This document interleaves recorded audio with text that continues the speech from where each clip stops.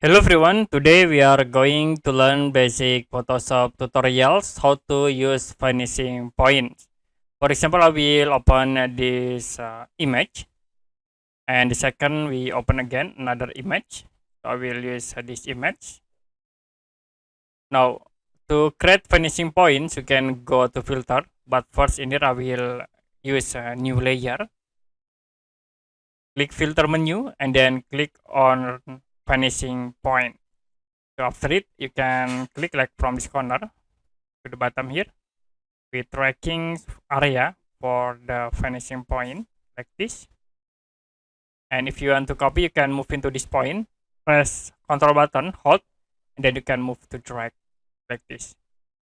We move again this point to the top, then this point into here.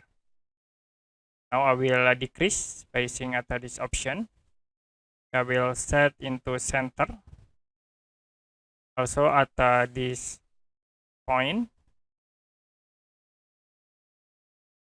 And if you done, you can click OK. Now I will insert texture. You can go to texture and you can Control All to select all, and then Control C to copy. Go to this image and then we use vanishing point again, and then you can press Control V to paste. So in here to scale the texture, you can use this tool. I will click from this point into here, scale, then move again, make it more small, like this.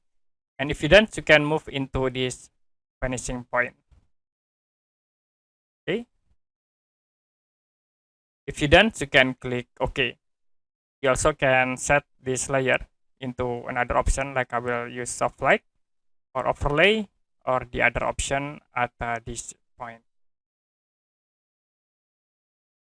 Okay, that's it for basic Photoshop tutorials, how to use vanishing point. And if you have any question about this tutorial, you can comment below this video.